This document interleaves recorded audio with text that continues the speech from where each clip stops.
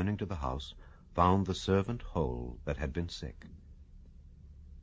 And it came to pass the day after that he went into a city called Nain, and many of his disciples went with him, and much people. Now when he came nigh to the gate of the city, behold, there was a dead man carried out, the only son of his mother, and she was a widow, and much people of the city was with her.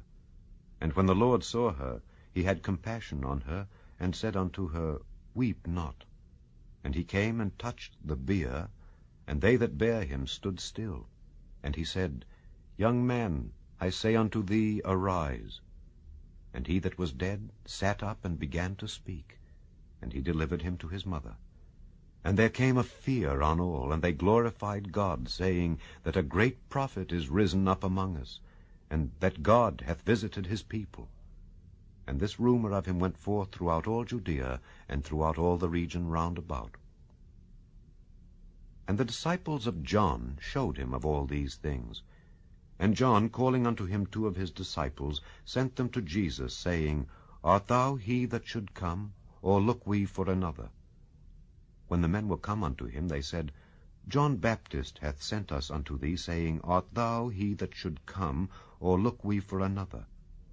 And in that same hour he cured many of their infirmities and plagues, and of evil spirits, and unto many that were blind he gave sight. Then Jesus answering said unto them, Go your way, and tell John what things ye have seen and heard, how that the blind see, the lame walk, the lepers are cleansed, the deaf hear, the dead are raised, to the poor the gospel is preached. And blessed is he whosoever shall not be offended in me. And when the messengers of John were departed, he began to speak unto the people concerning John. What went ye out into the wilderness for to see? A reed shaken with the wind? But what went ye out for to see? A man clothed in soft raiment? Behold, they which are gorgeously apparelled and live delicately are in kings' courts. But what went ye out for to see? A prophet? Yea, I say unto you, and much more than a prophet.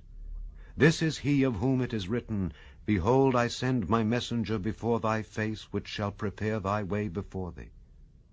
For I say unto you, among those that are born of women there is not a greater prophet than John the Baptist. But he that is least in the kingdom of God is greater than he. And all the people that heard him, and the publicans, justified God, being baptized with the baptism of John. But the Pharisees and lawyers rejected the counsel of God against themselves, being not baptized of him. And the Lord said, Whereunto then shall I liken the men of this generation, and to what are they like? They are like unto children sitting in the marketplace, and calling one to another, and saying, We have piped unto you, and ye have not danced. We have mourned to you, and ye have not wept. For John the Baptist came neither eating bread nor drinking wine, and ye say, He hath a devil. The Son of Man is come eating and drinking, and ye say, Behold, a gluttonous man, and a winebibber, a friend of publicans and sinners. But wisdom is justified of all her children. And one of the Pharisees desired him that he would eat with him. And he went into the Pharisee's house, and sat down to meat.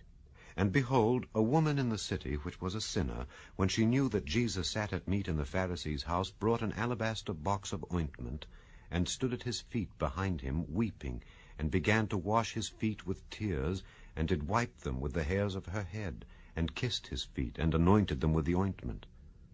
Now when the Pharisee which had bidden him saw it, he spake within himself, saying, This man, if he were a prophet, would have known who and what manner of woman this is that toucheth him, for she is a sinner. And Jesus answering said unto him, Simon, I have somewhat to say unto thee. And he saith, Master, say on. There was a certain creditor which had 2 debtors. The one owed 500 pence, and the other 50. And when they had nothing to pay, he frankly forgave them both. Tell me therefore, which of them will love him most? Simon answered and said, I suppose that he to whom he forgave most. And he said unto him, Thou hast rightly judged. And he turned to the woman, and said unto Simon, Seest thou this woman? I entered into thine house. Thou gavest me no water for my feet, but she hath washed my feet with tears, and wiped